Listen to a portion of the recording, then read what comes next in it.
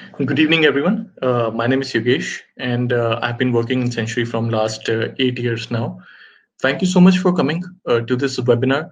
We have done a lot of webinars in last few weeks, especially due to the pandemic. Earlier, we used to do a lot of seminars where we used to invite a lot of people who are interested in understanding how the markets work, how the platforms work. And in the rise of the recent pandemic, we have started doing a lot of webinars, and we are doing it on a frequent basis. We are also inviting a lot of people to have one-on-one training sessions as well. So in case if you have any kind of problem over here in the webinar in terms of technically, sometimes the network is not right, sometimes there is a lot of congestion. So if you have any problem in attending this session, or if you are busy, you have to finish something else, we can always have a one-on-one session also where we can talk about what we discussed. Just have to be in check with your relationship managers, and they can always provide a session to you. Now, I hope I am audible to everyone, and my presentation is visible to everyone. There will be a few network glitches because everybody is using these kind of platforms, so it is only obvious that these kind of glitches might occur. Just have some patience, bear with me, and then we can always try to understand how to do this. So before I start, please, if you can just send me on chat either a thumbs up or a okay, just to make sure that everybody can hear me. Okay, great, perfect. So at any point of time, if you see that there's a network congestion, don't worry about it. It's mostly the software and the platform. These are one of the best softwares we are using for webinars, but still there is sometimes there are technical glitches also. Now, this session today about is, as you can see in the presentation, decoding markets midst of COVID-19, crude oil, and the government stimulus. I will put more stress initially to start with the current opportunities. So what we had to cover was in this session, if you have received the flyer, that we will try to discuss on three things. One, the current market opportunities. Second, the oil prices and the impact when it came down and what is the expectation. And third, you must have heard about a lot of stimulus which is being provided by the government.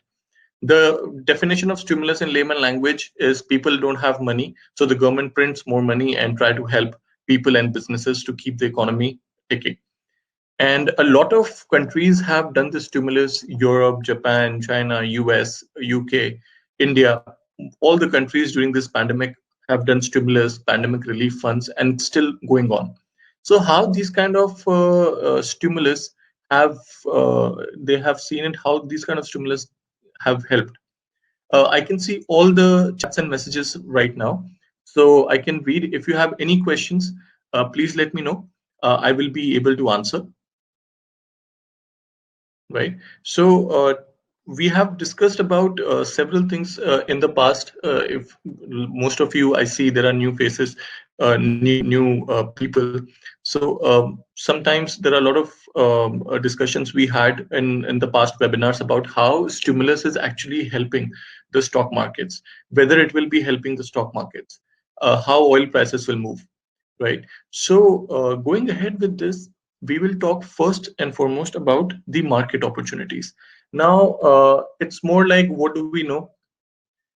What do we know? You must have heard that most of the offices here in UAE are also opening, and I'm sure some of you have already joined the offices. That was the reason that why we did this session in the evening, because the most important thing is if somebody's in the office and coming by 6 or 6:30, this will be a better time to go ahead. So offices are opening. We have seen a lot of positivity, and we have seen a lot of movement when it comes to moving out of the house now. We are looking at a lot of sounds where we hear that markets have started bouncing back. If you see the stock markets have also started coming up, and almost in last, from March till May and June, there has been a almost 30% bounce back in the stock markets, right? Somebody just asked me about the Brent oil. The Brent cash has been taken off, and understand that even in Brent cash there are hidden charges. It's mostly the storage cost, which of course we can discuss about it. And I'll explain you also that how the storage cost works. It's not a hidden charge. It's mostly a storage cost, which is inbuilt. If you trade oil on the exchange, you will know that future contracts do not have storage cost, but the cash products, they have storage cost. Now, coming ahead with the markets, about what are the current opportunities right now. See, I will share a portfolio with you, which we have recently prepared for the clients as well. And we'll talk about what are these industries. Because few months ago, the industries which you would target will be pharma, pharmaceuticals industry, healthcare industry, right? E-commerce industry.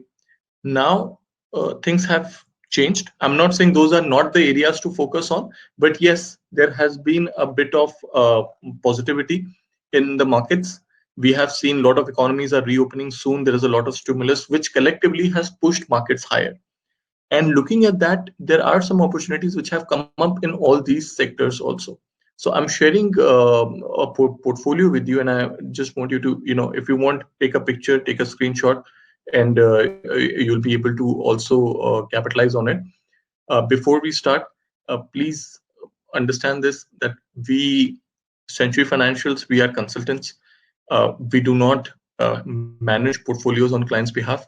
Even the updates about the markets and strategies or insights, whatever we suggest to the clients or whatever we inform to the clients, everything is subjected to market risk. The portfolios which I'll be showing it to you, sharing it to you, please understand your risk profile. Markets are risky, and whatever prices and updates are being provided to you, that is depend on the current market scenario. This can change. Markets are volatile, so please make note of that. I will just share my screen with you.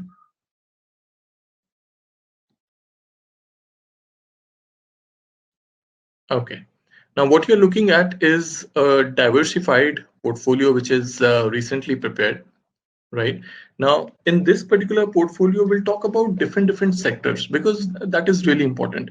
We need to know which other sectors, apart from e-commerce, apart from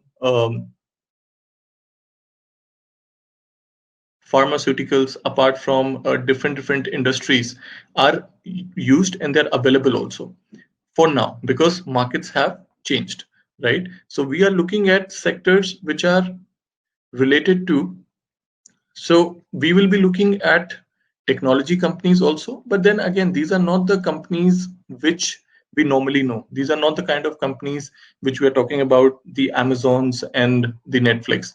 These are stocks, these are shares which are available, but then those stocks have already gone up. There are a lot of other tech stocks also which you should focus on. I was especially was having a word with my research person, and he did pointed it out that there are a lot of clients who are always inclined towards Amazon because it's the company, it's bigger, better, expensive. But also there are a lot of companies which are still undervalued in the tech sector itself, and you can also capitalize on these kind of stocks as well, right? Second, okay, yeah. Now, we will be looking at technology companies. We'll be looking also which have the stocks which have been battered due to the pandemic, and now they're in the recovery sector. And these stocks, they include your airlines, your cruises, your hospitality, online travels. Now, because these things are expected to recover if the economy reopens, right? So what we have done is, see, there's an equal weightage which is provided, which is basically suggested. Defensive stocks. Defensive stocks, what are defensive stocks? Defensive stocks are the category of companies which may provide you a decent amount of dividend as well, which also can provide you less volatility. Basically, when I say volatility, that means movement up, down in a stock. Okay. If the stock movement is not or if the movement in the stock is not too fast, then it is less volatile. For example, Coca-Cola, the yearly low can be 45, the yearly high can be 56, right? Throughout 1 year it could just move $8-10. So this is something which is less volatile. But on the other hand, when we talk about Tesla, A few months ago, it was 900. Then it went down to 400. Then again, it went up 800. So this is a very high volatile stock. So we have to find a balance between those, right? And also defensive sectors are neatly defined as non-cyclical companies. Non-cyclical company means whether there's a recession or no recession, these are the companies which are always in business. You're talking about companies like Johnson and Johnson, for example, or any FMCG company. Like recession or no recession, you're still going to buy a toothpaste, right? So this is how normally it works. So there is a defensive sector, there's a tech sector, and then there are a few recovery stocks which are a mixture. Okay, so we'll talk about these companies which were good companies, but after the pandemic, it got really, really seriously battered, and now they're again at a point where they can move higher. First, see, we will start with the technology part. Okay, let me tell you what are you looking at right now. You're looking at the technology sector, right? You're looking at technology sector with the name of the stocks. You're looking at the current market price as it was on 25th of May when we prepared this portfolio. So you're looking at shares, you're looking at current market prices, then yearly highs. And when I say yearly highs, that means 52 weeks. So if this is May 2020, we are looking at since May 2019. Okay, we're looking at 52 weeks high. We are looking at 52 weeks low. Similarly, last 1 year lowest, and then we are looking at the buy, sell, and hold. What is buy, sell, and hold? These are analyst recommendations. So we try to get data from Bloomberg, and we try to identify analyst recommendations also. So this particular statistics is taken from different analysts, and then we reach to a conclusion that okay, these many analysts have given a buy, this many has given a sell, and these many has given a hold. Buy means you're expecting the share to go up. Sell means you're expecting the share to come down. Hold means you don't want to take any trade. You would not be suggested any trade. Just wait and watch kind of situation. If you're on the buying side, just hold on to it. If you're on the selling side, just hold on to it.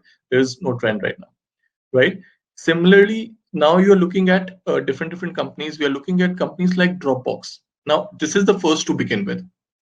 Please, again, let me remind you, those of you who have recently joined, we are talking about the current opportunities in the market.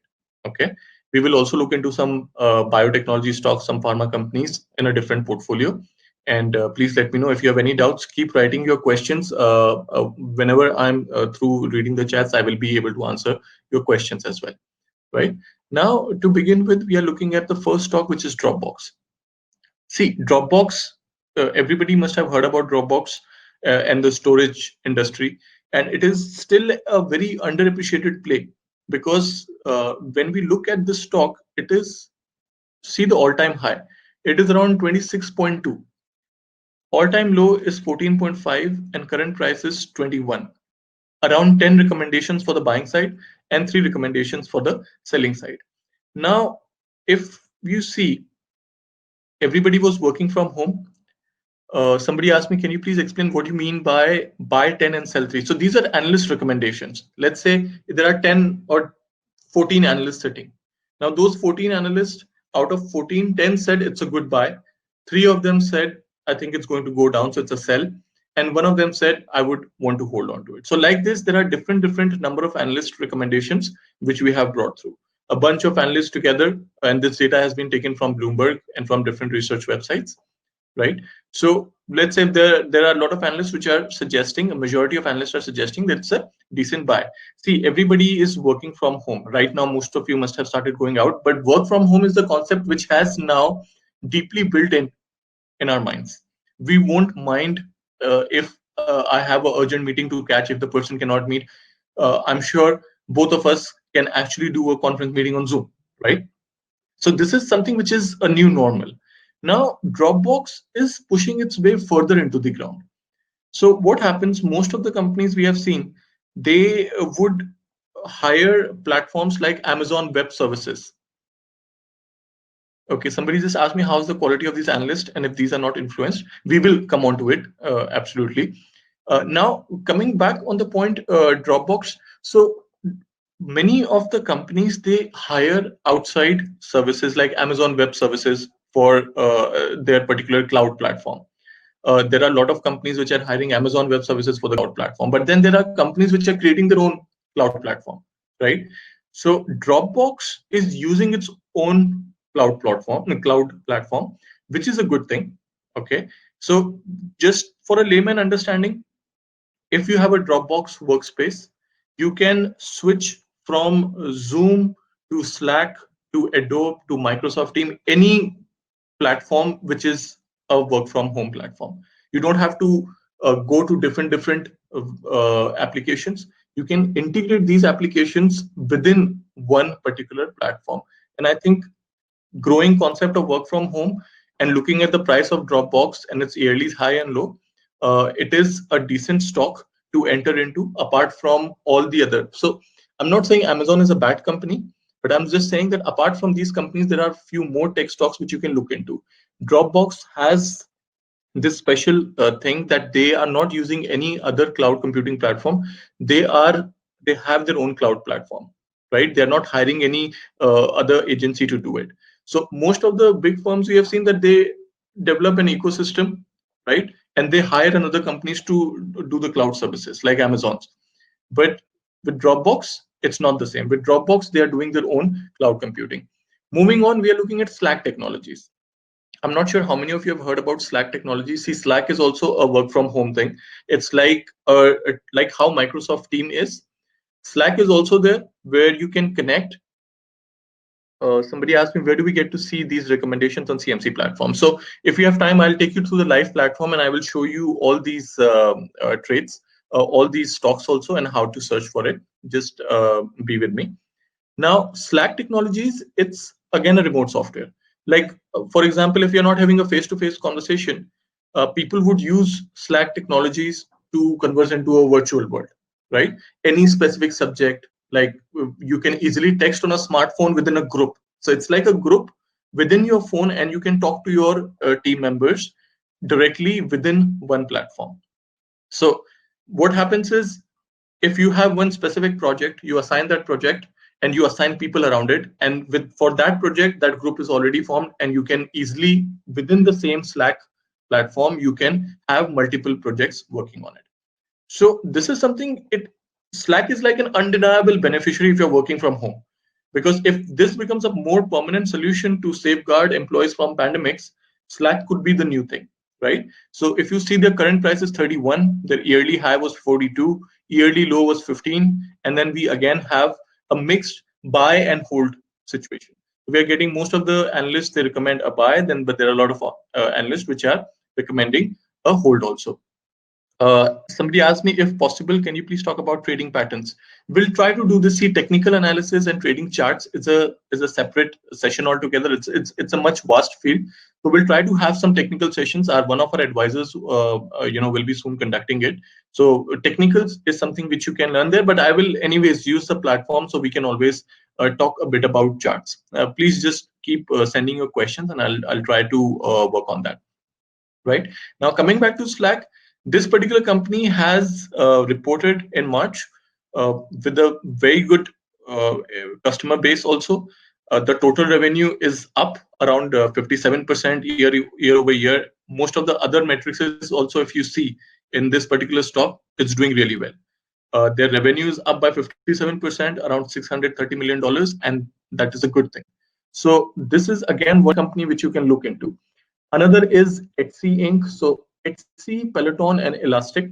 So with Etsy, let me tell you now, Etsy is a platform which enables the buying and selling of uh, the basically the handicrafts, what you can say.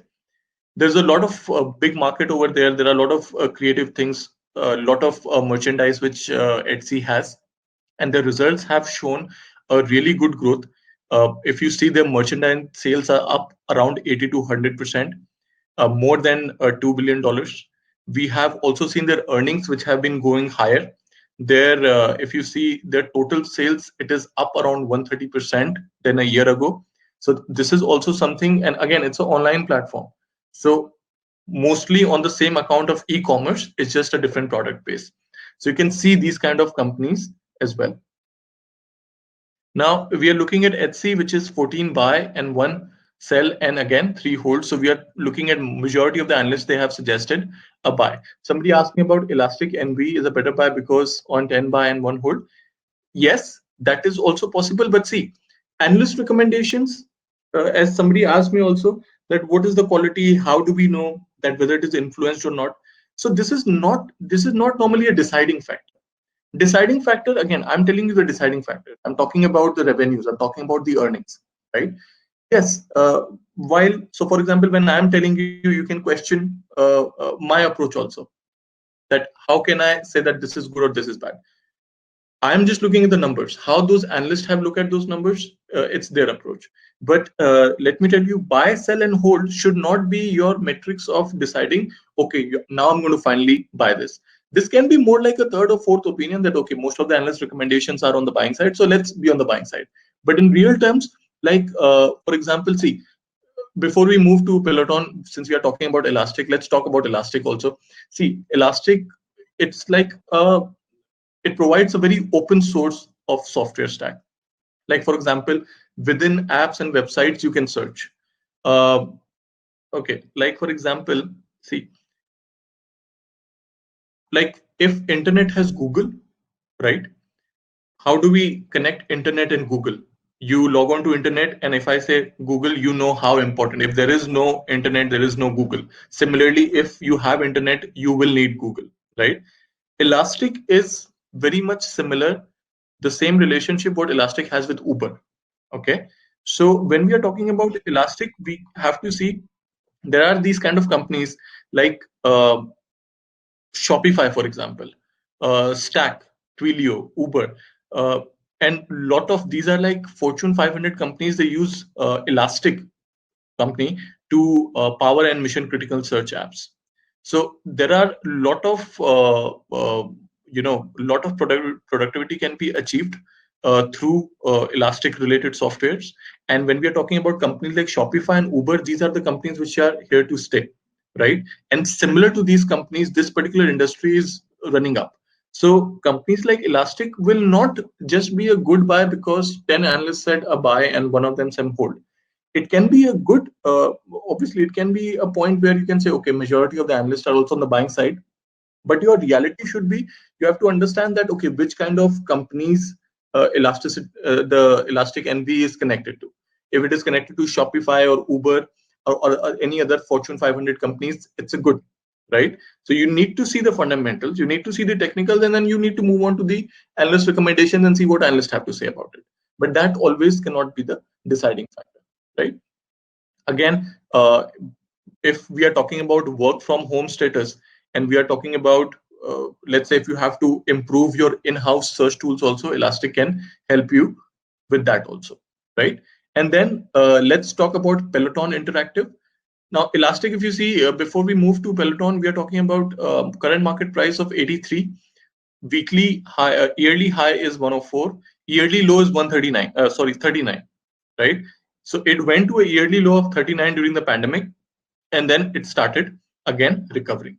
So this is where you have to see that it has come from 39 to 83 already, and there's a possibility once the situations get better, the economy reopens, we will again see a bounce back in these kind of companies.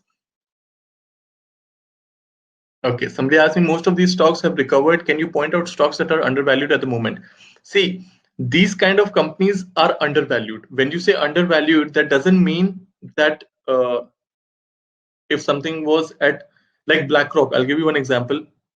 BlackRock's all-time high is 570. It went down to 430, 440. It is back to 545, 550. Okay, doesn't mean that it is not an undervalued stock. The company is good, it is expected to go high. But we will look into some recovery stocks. While I'm going down on a different portfolio, we'll look at the recovery stocks also. These are undervalued in relation to their profile, in relation to their industry. Okay, so these are also undervalued. You see them in a different way. We'll also talk about some recovery stocks also. Let me just cover the last one which we have in the technology bit, the Peloton Interactive. Now, anyone who, there are a lot of fitness related people. Now, this particular company it sells like home exercise bikes and treadmills that can be connected to digital workout classes also. Now, their numbers are very impressive. We have seen, so basically, COVID-19 has permanently accelerated new and expanding existing categories of fitness products. A lot of gyms, like I do not look like a person who goes to the gym, but I started working out 2 3 months ago, and then there was a pandemic, and then I was at home. But then there are a lot of people who have a different approach towards the whole workout, right? Everybody's trying to be in that fitness side of it because you're at home all the time, you need to be fit. So companies like Peloton Interactive, they are also encouraging. This is the company which would sell treadmills and exercise bikes, and you can connect this to your digital workout classes also, right? So yes, I mean, whatever happens, these kind of companies ahead of, one thing which we learned from pandemics, it is not over yet. This is something which uh, we have made our peace with it, that okay, lockdown is open and let's go ahead with it. It's not over. So please keep this thing in mind, that just because the offices are open doesn't mean that the pandemic is not there anymore. There are still drug trials happening, and there is no vaccine available. So we have to be very careful, and that's why these kind of companies can be really revolutionary. Somebody asked me, of these tech stocks, which one would you recommend to buy? See, I personally feel Dropbox is one which, as an investor, I would be inclined to. But again, all of these stocks, on the basis of their fundamentals and numbers, these are good updates to buy on. You asked me one, if which one I would buy. I would buy Dropbox and Slack Technologies, solely on the point that I'm a working person and I'm using Slack and I'm using Dropbox also. Like what happened with Zoom, for that matter. Now imagine a platform which combines Zoom, Slack, everything together, and that is Dropbox. So you need to look into this particular company also, and try to take advantage of the opportunity, because work from home is something which is a new normal, and we have to accept that, right? Now moving on to a new sector. Now we are looking at recovery stocks. Okay. Now when we are looking at recovery stocks, you will see that these are actually the industries which are not unknown to you. These are the industries which we have been avoiding since the lockdown happened, because the travel and tourism was one thing which got battered the most. First, we are looking at Southwest Airlines. Okay. Now, Southwest Airlines, see, the entire airline industry has faced a big challenge. You must have heard about so many airlines also going bankrupt also, right? There have been travel restrictions. The consumer sentiment is very poor. And if you see this particular company, Southwest Airlines, their business model and their balance sheets are really strong. So you asked me about the analyst recommendations. Now I'm telling you, the very decision about suggesting the stock for a decent buy, it is because of a stronger balance sheet. Anybody who would like to know more about the balance sheets and what are the factors, we can always talk after the session, and we can even provide you whatever the research we have.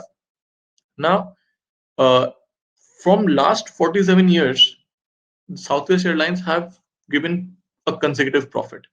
They have a reputation of having a very good customer service. If you see 2019 airline scorecards, their short-term investments by the end of the first quarter was around $5.5 billion, which is good. Even like when we say during the crisis, maybe the international ban is there, right? If today I have to go to India, I cannot. But if somebody within India, I'm taking India example within my country, uh, if somebody has to travel within India, they can. If somebody has to go from Mumbai to Delhi, they can. Southwest Airlines is like that. A lot of domestic travel is expected to rebound after the economy reopens, even if the international ban is there. So if I have to invest into an international airline versus a domestic airline, for now I will choose domestic. One, the stock has come down, right? Second, it has a consistency of profit in last 40 47 years. So this is something which again, once the situation recovers, we'll see the stock moving higher. And this is domestic travel, this is not international travel, right? So over the international airlines, Southwest Airlines have that edge, and that's why this is in that particular portfolio. Now, if we say Southwest Airlines, the current price was 28, but if you see now today, the price has actually gone higher. You can always check the prices, and we'll also go into the live platform to keep a check. Yearly high is 58, yearly low is 22. Okay, 11 buy, 1 sell, and 9 hold.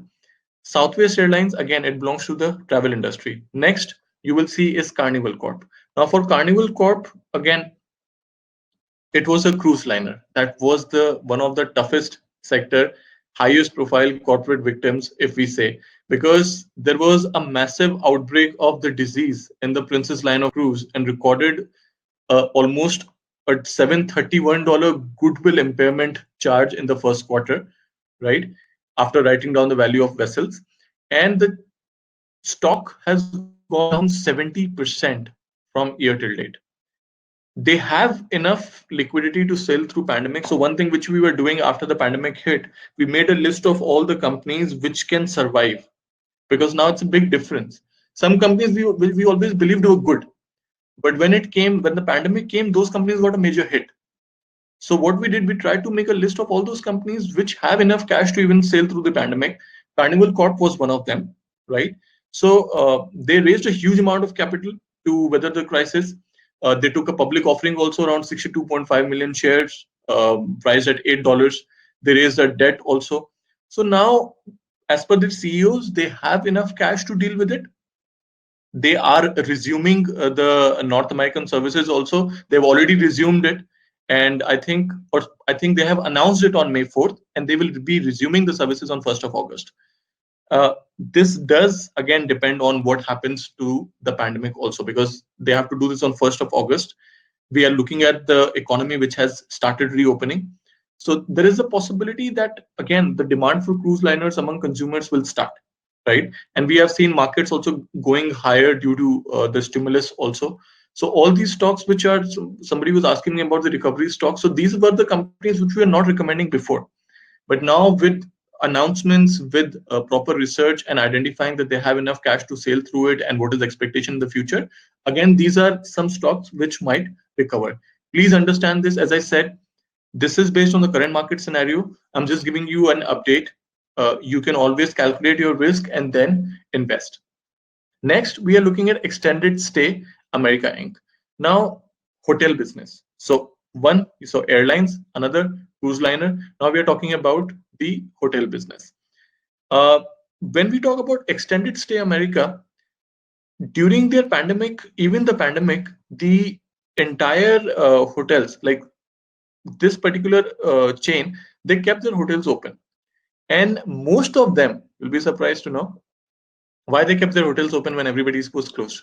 Most of their rooms, most of their hotels were actually occupied by the first responders and government workers, right? So if you see extended stay, this particular company, it can surprise investors by getting through the current year with a smaller drop in earnings than its luxury rivals. And these are low priced hotels, right? So they will suffer less during COVID-19 because they're located in suburbs. Driving to these, and there are a lot of drive to destinations also where these kind of hotels are based. So if you look at, for example, in suburbs, not everybody is very much closer, right? In suburbs, people can practice social distancing also. It's easier, it's low priced, and then they kept their entire hotels open, so government and workers, they stayed there, so their earnings will not fall as much as the luxury hotels will fall, right? So that's why we are just so business travel versus leisure travel, as simple as that. So these kind of companies, they are cheaper, these kind of hotels, they are cheaper, they are likely to take a less hit in COVID-19, right? Next, Expedia Group. We all know how Expedia works. So again, there was an added pressure for COVID-19, and we saw still their long-term cost structure has improved. They have added more capital also. Their liquidity is much more stronger. So obviously, there was no marketing of these kind of platforms. Normally, they market a lot, so they have saved a lot of on their marketing cost. So we will see that once the travel market is back, maybe companies like Expedia also, they can recover, right? Moving on, everybody's aware about Lyft. It's just like Uber, the taxi industry. Lyft again has tried to manage the COVID-19 situation. they have tried to be more stabilized in terms of volumes. Uh, their demand, like if you see in the competition, the US ride hailing market will remain relatively stable, and prices will be better when compared to other markets, since it's a duopoly. Because if you see what is duopoly, we're talking about Uber, we're talking about Lyft. Now if we talk about Uber and Lyft, not much option. It's just like do and Etisalat. So in US we are talking about Uber, we are talking about Lyft.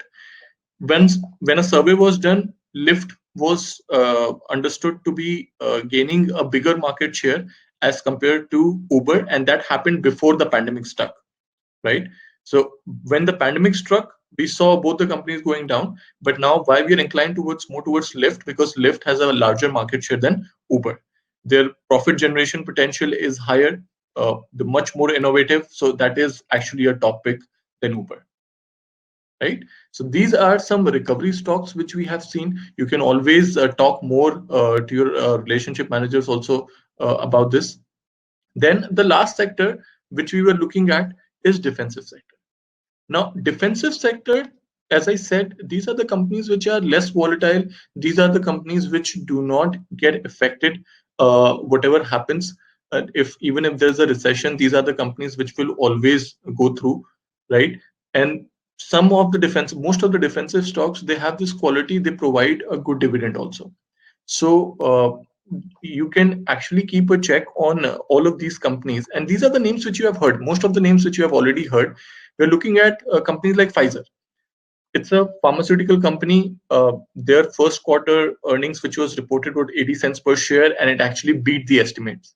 So their first quarter earnings were really good. Every company comes up with their earnings quarter on quarter basis. So Pfizer earnings were really good as compared to the Wall Street estimate. Their revenue was $12 billion, right? Their diluted earnings, if earning per share, is also almost unchanged. Now, these kind of companies, first of all, pharma sector is anyways the much more targeted and much more light sector as compared to anyone else right now during this pandemic. And if you see these kind of companies, they can continue their recent rally. After the results came out in the first quarter, the stock has also gone up. It has actually outperformed the S&P 500 index since the coronavirus disruption began. S&P 500 index is the index global benchmark which has 500 companies listed into it. The performance of S&P 500 and the performance of Pfizer, one stock has beaten the entire S&P 500, right? After the first earnings report itself. So it has just been moving in a higher direction. Uh, Also, see, all of their products are available. There are a lot of vaccines which are coming up, which are related to there are a lot of cancer drugs as well, and a lot of these pharma companies, their movement depends on drug trials. If trials are good, the stock shoots up. If they do not get approvals for their drugs, then the stock comes down. So Pfizer is working a lot on different vaccines, even which are related as for which are used to medicate on cancer as well. So they have a lot of cancer drugs and they're working on it. So this is again something which you can look into in the pharma industry. Second, you're looking at Johnson and Johnson. Now, again, we are talking about two stocks which are related to pharmaceutical. Johnson and Johnson, we know the company. If you see the current price, 144, highest 157, lowest 109, and there are a lot of analyst recommendations also. Now, Johnson and Johnson, again, this is in a healthcare business. Okay, we have heard about this company a lot of times. This was one company which announced first that over the period of next year they might come up with a vaccine. And they have three segments. This particular company, there are three segments which, if you see, so one is pharmaceutical. Now if you see pharmaceutical, they have drugs, medications which they can use. Second sector is medical devices. So one is your drugs to cure. Then there is medical equipments. Now medical equipments, how medical equipments work? Medical equipments, for example, if any kind of diagnosis needs to be done, there are companies which makes a lot of medical equipments to carry on the diagnose. These kind of medical equipments are also made by Johnson and Johnson. So this is another area of diversification. Then there are your consumer healthcare products, right? Now medical devices and healthcare products, they have, these are like segments which are growing slowly. Okay, but in a longer period of time, you will see it doing well. Now, J&J also has a molecular, like they have a program where they're expected to develop a treatment vaccine for coronaviruses, and this is something which puts Johnson and Johnson into a spot where you can think and say, huh, long-term stock, I think I can go for Johnson and Johnson. So this has something which again you can look into. You want more updates on their financials and on their numbers?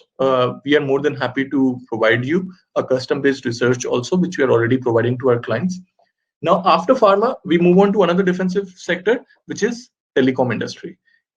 First and foremost, Verizon, which is a telecom company. And if you know about Verizon, uh, talk about telecom company and the word pops in, the 5G technology. 5G technology is $1 billion technology. Okay. And the entire wireless industry is about to go through one of the largest upgrade cycles, and that is what the 5G broadband network will do. It will replace more of the slower 4G devices, and most of the Americans will go through this upgrade cycle within 2 or 3 years. That alone is a kind of a positive point for Verizon Communications, right? Their financials are also very good. We are looking at a good price earning ratio. We're looking at a good dividend also. From last 13 years, it has been increasing their dividends. So in a defensive stock, one good thing is not only you get a decent company to work with, you can buy and keep it. Also, you get a dividend also.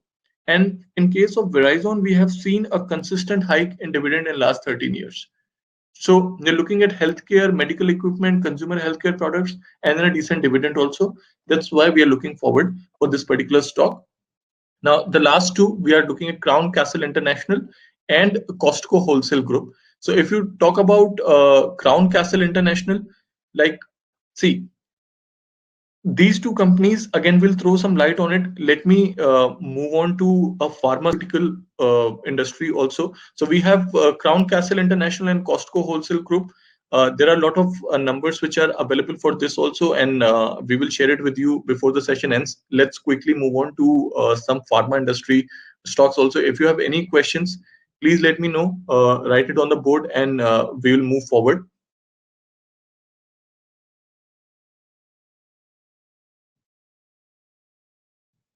Okay. Now moving on to the another sector. Before the market started going up, everybody was heavily focused on the pharma industry, right? Now, pharma industry, we are looking at biotech stocks. And now these biotech stocks, we have come up with a research where you can see these pharma companies with what is the status of their vaccine trials for coronaviruses. Okay, this again, we're just going to throw some light on this. There are a lot of explanations and descriptions also, which we don't have to go through, but we can always try to at least have the names. Now, see, we are looking at companies like Moderna Inc. You must have heard about Moderna Inc. a lot of times. So, what is the status? Phase 1 ongoing, phase 2 beginning soon. Target date emergency authorization in summer. Manufacturing goal a billion doses per year. And then again, we are looking at a 241% year till date return. Year till date means January till June. It has gone up by 241%, right? Uh, Next is Innova of Pharmaceuticals. Phase 1 is still going. There is no set date. They are expected to come up with a million doses in 2020. Year till date return 300% up. Then we have Pfizer, which we also talked about. So Pfizer and BioNTech, we have emergency authorization in October. Phase 1 is still going. Hundreds of millions of doses in 2021. Year till date return -4%. AstraZeneca and Oxford University. So we are looking at we're looking at different companies. We're looking at AstraZeneca, we are looking at Novavax. Novavax, if you see phase 1 to begin in days, emergency authorization by the end of 2020, 100 million doses in 2020, a billion doses in 2021. The stock is up almost by 1000% year till date, right? So, and there are a few good stocks like Sanofi and GlaxoSmith also. So you can look at those kind of companies as well. Sanofi is also very good. GlaxoSmith is also good. Johnson and Johnson we just discussed about phase 1 to start by September 2020.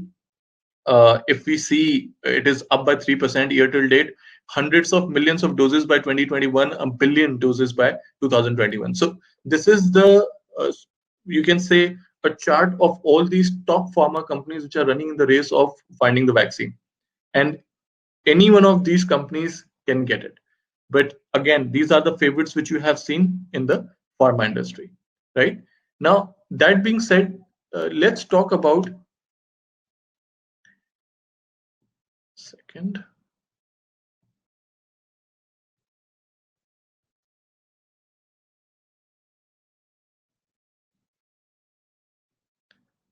Right. So we talked about current market opportunities. Now, coming back to crude oil updates. First, there were 3 points I told you that I wanted to discuss. I've discussed first, which was the current market opportunities. We talked about a lot of stocks here. We talked about tech stocks. We talked about recovery stocks. We talked about defensive stocks. Then we discussed about some pharma industries as well. Now, why the stock market has actually opened, not opened, why the stock market has actually gone up so much. Now, why the stock market has gone up so much? We have seen almost since March till now, we have seen almost a 30% growth in the stocks. Why this has happened? One of the major reasons is the stimulus. What is the stimulus? Whenever the market is going through, whenever the economy is going through tough times, central bank comes in and they inject billions of dollars in the economy. When pandemic happened, almost the entire world central banks, Japanese central bank, European central bank, US central bank, which is Federal Reserve, Reserve Bank of India, almost all the central banks, they come up with a stimulus where they injected a lot of cash into the economy and to help out businesses. Now, the sentiment of the consumer towards this have gone really positive, and we have seen a push in the market. But stimulus started after the pandemic. In last 1 week, why we have seen a sudden bounce in the stocks? Most importantly, the recent addition of the European stimulus, which has happened now. And it is one of a kind of the stimulus because the European stimulus comes with a very different approach. Earlier, when Europe would come up with the stimulus, it would never have. So it right now this stimulus is like a joint debt issuance, which means the all the countries in Europe, they share the risk together. Earlier, Germany will have its own stimulus, Italy will have its own, Spain will have its own. But now the particular stimulus which have been issued by the European Central Bank, and there is more coming as a relief fund. This particular stimulus has few features which normally you would not see. This is a joint issuance debt, which means all the countries together are into this. Plus, a major part of this stimulus will be stressed on countries like Spain and Italy. So that is a good news. Germany also is a part of it, but Germany is one of the most stronger economies in Europe, right? So it's a good thing that Germany is there to share the risk, right? Be one more member to share the risk in the stimulus, but it will not take a major chunk of the stimulus. Major chunk of the stimulus will go to countries like Italy and Spain, which is again a good thing. And this money is going in the form of grants to the people. Lot of so if you think if there is a lot of stimulus giving to Italy and Spain, then the cost of debt will become cheaper. People can borrow more money, their business can spend. So this is something which is a good thing. So that's why in last 1 week we have seen euro bouncing back, we have seen German markets moving, we have seen US markets following it. So there's a lot of positivity right now in the market. My thought about this is we should go with the trend. Should be trend is positive right now. I'm not saying that this is a time buy everything and nothing's going to happen. Obviously there is a risk of the lockdown coming back. Another phase of lockdown can happen if the reopening doesn't go well and people are not more careful and the cases they rise exponentially. There will be another lockdown and we might see another dip. But right now the flow is on the positive side. So you have to identify the companies which can recover, like we discussed. So that has been the impact of the stimulus on the stock market, and especially the European stimulus, which we have seen, and there is more of this coming. So we have European Central Bank coming up with a pandemic emergency fund, which will be around $500 billion. That is again something. Japan has already come up with $1 trillion stimulus. India, UAE, everybody has come up with the stimulus. So that has collectively pushed stock markets higher and helped businesses as well. So this was the impact of stimulus. So this was a topic which I would was about to cover later on. Then, since we are talking about this thing now, crude oil update. This is the last topic of what we had to discuss in this webinar. Oil. Many of you must have seen oil prices going down to negative, to zero. Off lately, okay, is it because of the sentiments and not reality about these gains? Because of speculation versus. Okay, somebody asked me, and it's a fair question. Is it because of the sentiments and not reality about these gains? Because of speculation versus real consumption? I think it's a really good question. See, speculation will always be there. Market always runs on sentiments. Okay, so without a doubt, sentiments are positive. That's why a consumer would buy. Now, the question of real consumption. See, uh, and it's a very appropriately asked question at this point because I'm just about to connect oil with this question. Oil prices were down around zero negative. Most of you have seen it went to 20. Today, oil Brent has hit a $40 mark, right? Now, a $40 mark for oil from 20 to 40 doesn't see, it's very simple. It doesn't mean that consumption has increased. There is still a very big slack. So I'm answering this question also along with, let me show you what happened with the fuel production and the consumption balance. World production, and then there comes the pandemic. So production continues to go. So the production is the blue line, the consumption is the brown line. If you see, consumption has dropped, while if you see the production, it continues to go. Now, the expectation over the second part of 2020 and then 2021 is that the consumption is expected to meet to the production, right? So this, the second part of what you see, it's still not happened, but this is what the expectation is, which is implied. Now, this is the short-term energy outlook. This is from the Energy Administration, which is EIA Institute. Okay, this is what the expectation is. Now, what I wanted to tell you was the expectation. Very well, somebody is here from the oil industry, so you are from the oil industry, so you will understand the backwardation has also happened, right? So when backwardation has happened, the sentiments towards oil are running positive. What are the events which we have tomorrow? We have a OPEC meeting coming in, right? OPEC meeting, what are the expectations? And please look out for this, and please correct me if I'm wrong. OPEC meeting, Saudi is expected to continue the output cut for this particular month. July, they might say that, okay, now we are going back and we will increase the production. But for June, it is still expected to have the same output which they were producing. So there was a 9.7 billion per barrels per day output cut. And now this output cut, when it happened from April, May, and now it is expected in June. Sorry. Okay. So it is expected to happen in June. Now, if it happens in June and in July, once the oil production again starts and it starts increasing, might not be a good thing. Now, why people are meeting in OPEC, why these countries are meeting in OPEC tomorrow to discuss the output cut should be extended or not. Most likely, Saudi Arabia also wants it extended. Russia, Putin is running for. They are Russia is trying to, basically, Putin is trying to pass a resolution so he can be the president for the next term.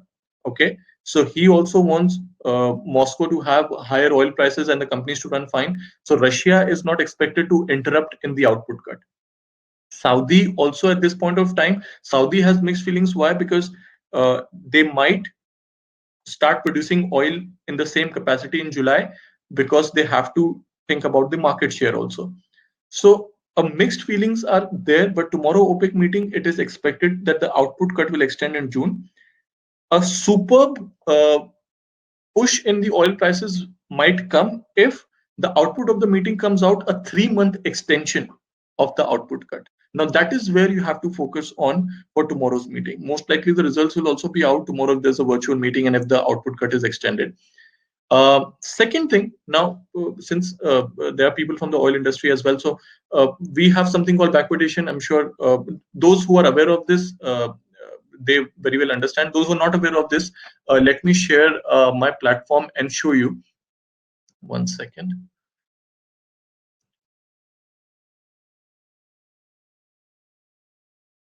Okay. So while we are working on the platform, we'll also go through all these stocks and companies we talked about and how to search for it. First, I wanted to show you uh, there is something. So crude oil is traded in future contract. We are looking at Brent, which is crude oil UK, 39.18,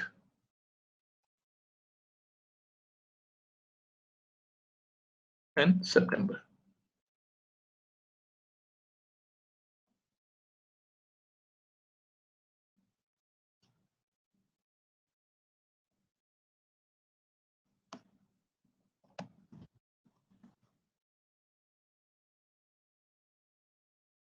Look at the October also.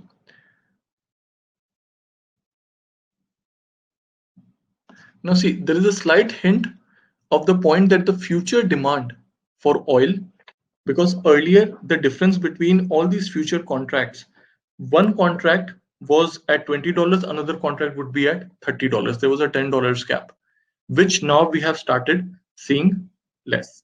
We are expecting to a point where the future contracts of August and September and October, it might be even lower. So earlier, what was the notion that people would buy far off contracts and they would dump? Why oil went negative? Oil went negative because people started dumping.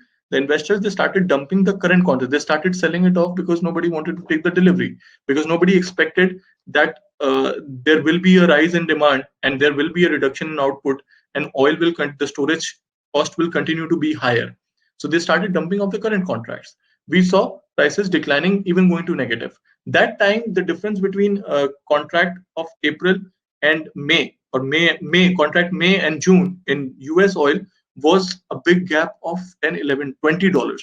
This was negative 40, that was 20 positive, right? Now what we have seen is that gap has started reducing, and to a point where now we see that there could be a possible backwardation where we might see the one contract is cheaper than the other and the further contract is cheaper. Why? Because most of them will start looking at the current contract. They're focusing on that the current demand is expected to pick. China has again started opening up, and if you see carefully the Chinese data, the manufacturing data and the composite PMI, it has started growing as from earlier. So we have seen positive increase in the manufacturing also from China, and then the world reopening to work. There is a possibility, and then OPEC meeting tomorrow. So there is a possibility. Currently, oil stands at a bullish stand. As I said, right now I'm just talking about going with the trend. What happens in the future? Tomorrow, if there is a lockdown, again, you cannot say what happens in the future. If there is a lockdown, then yes, pandemic hit, global shutdown, oil prices down. Currently, uh, we don't find a reason to tell you that oil prices are going down, because tomorrow's OPEC meeting, output cut is expected to be a little longer. We are seeing that the future contracts, far off contracts, their prices, they're getting balanced with the current contract and might be coming down as well. Chinese data is showing positivity. So these all collectively fundamentals suggest a positive increase in the oil prices. Will it go to 60 or 70? No, but we are looking at a bullish trend. It's buy on dips lately. So if it comes down, we are buying it. This is what the expectation is. Again, as I said, what I'm telling you, it's not a recommendation of a buy and sell. This is what the trend looks like. These are the updates. Obviously, everybody's from a different division and different risk profiles. Please calculate your risk and take the trades accordingly. uh, Again, somebody highlighted a good thing, world might take a punitive action against China. See, these things are there, these will not go. With all due respect, for the fact that everybody is talking about, there is a tiff going on between India and China, and there is a lot of things talked about China. Trump is always retaliating about China, trade wars and everything. That is there. It has been happening before the pandemic also. We just forgot about it because pandemic was a big issue that time. And now we again see these things happening because Trump is upset with China, entire world is upset with China. But when that happens, market trend will be different. But we have always heard about even trade war. When we saw trade wars happening, during that time also we saw oil prices getting affected. World action against China is not going anywhere. But what we see now, to take a decision thinking that world might take an action against China, it is still a far-fetched. I'm not saying it's never a possibility. One thing which pandemic taught us is everything can happen, anything can happen. But as of now, if I were to look at the trend for oil, it looks up. See, anything can happen in the future, but to predict something like this, it is again, the way we are looking at things. Uh, there could be a World War III to talk about, but that doesn't mean that we will stop buying companies and we stop buying shares. We are talking about recovery stocks. We are talking about world reopening. So that's the area of focus right now. But it's a very uh, observed thought that of course this can happen, anything can happen, so we should not discount this completely, and that is why you have to diversify your exposure. So if you think that okay, world can take a punitive against China, maybe if not oil as a commodity you want to invest into, you can invest into shares which are related to oil industry, ExxonMobil or Chevrons or Total or Schlumberger or British Petroleum, companies like this. ExxonMobil has shown a very steady growth, and there is a dividend also which is coming in ExxonMobil. So you can have investments. There are funds like United States Oil Fund, IPATH, Goldman Sachs Oil Futures. There are a lot of ETFs also which are providing that exposure. So rather than investing into oil as a commodity, you can go with funds and you can go with stocks as well. So that is again something which your market consultants can always suggest you. You can always look into it. And again, our need to diversify. If we don't diversify, like gold right now, gold was always a safe haven. Gold was going really high. Now equities have started going up. So gold prices, we have seen a dip, but now also we are suggesting that gold still needs to be on the buying side of it. When I say buying side of it, which means the trend seems to be bullish, not as a safe haven that markets are not doing well and we invest in gold, but now gold has broken all the resistances.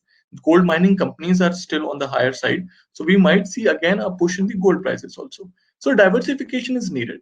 Now, very quickly coming onto the platform, somebody asked me that how can we see the shares also which we have. So all you have to do is see, either you can search your product from here.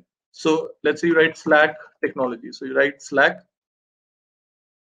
This is Slack Technologies, right? This is your buying price. This is the historic price movement, right? In last 10 months, if you see, uh, last 3 months, this is how Slack looks like, from $16 to 39. It's a bounce back, right? Again, we were talking about companies like okay. Also, while we are on the topic, look at Airbus. We all know, okay, this will be in the live account, but stocks like Boeing and Airbus also have started showing growth. I would suggest you again have a limited exposure, not a very high exposure, but if you see, look at Boeing right now. This is last 2 years. Let's see in last 3 months. See, Boeing from 91 went up to 183, then came down, and again these 120 levels, and now it is around 167. I hope everybody can see this price here, now at 167. If you see, again, shares like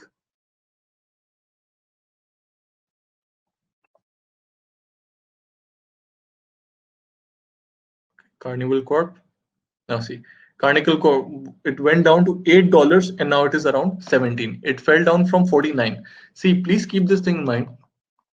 I talked to you about the companies which have a strong cash, good cash, and they can sail through the pandemic.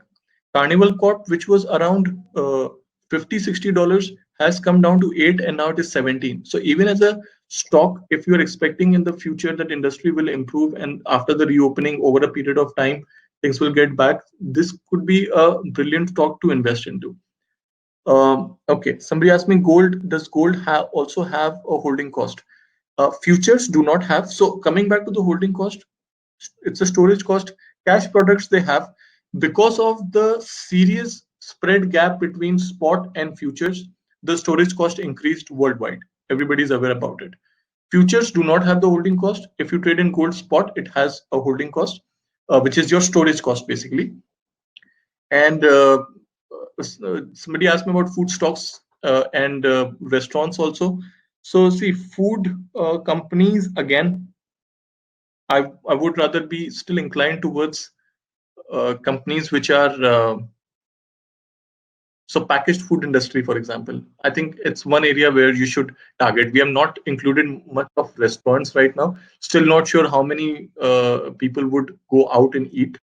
Uh, but I feel that if you have to target one industry, packaged food industry will be something which is really good. So you can always look into those kind of stocks also, right? So also very quickly, I'll just open a couple of more stocks.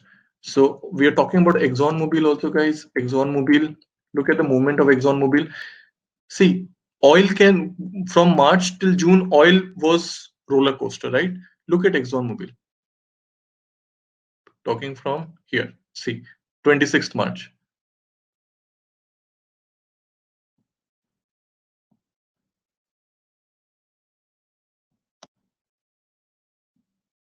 Look, so ExxonMobil continued to go through this path. Now again, it is here 48. It comes down to 42, 43 again. So from March till June, oil went from negative 40 to 30, 35, 40. ExxonMobil lowest, which was seen 35, highest 45, and guess what? It has a dividend also. So these kind of companies should be your choice. If you don't want to take exposure directly in oil as a commodity, you can look into funds. You can look into companies and stocks also, right? So that is something which you guys can look into. There are a lot of stocks which we have discussed about. Please talk to your relationship managers, ask for demo accounts. If anybody is interested to have a one-on-one session, how to use the platform, because that's a separate session. We can always learn about technical patterns and everything in a separate session. Today we covered what kind of industries we are looking at, the recovery stocks, the tech stocks, the defensive stocks. In recovery stocks, we talked about different companies. Similarly, so for Shell also, see, I can come up with much more customized research for Shell because we are talking about US oil companies. Basically, if oil is expected to go higher, even Shell can be good. The dividends are really good. Royal Dutch Shell, it's a good company. Would also suggest you to be more focused on European oil majors as well, because Europe, after the stimulus, have seen a very good growth. So you can target total SA also, and you can also look into ENI, SPA, something, British Petroleum. We can look into this. When can we have a workshop to discuss trading patterns? Uh, when can we have workshop? Whenever you feel you are free, just talk to your relationship manager and we can have one session to discuss on trading patterns also. It was a webinar on a separate topic, so I'm extremely sorry that we cannot look at the trading patterns right now. But over the weekend, if you have, same, well, let's have a one-on-one session, talk to your relationship manager, and we can have a one-on-one session where we'll go through the platform, we'll learn the technicals as well. So I think that way you guys can ask different questions as well. So all of you who want to have an understanding of the platform technicals, talk to your relationship managers and have a one-on-one session with me. We'll take out an hour and a half and try to discuss how this works, right?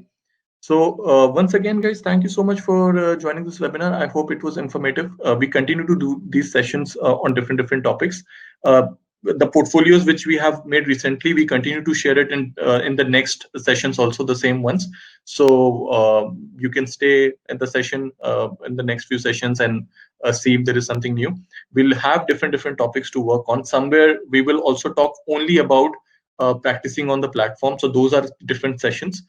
You will be updated with your relationship manager. Meanwhile, if you want to have a one-on-one session, we can your relationship managers can help you out.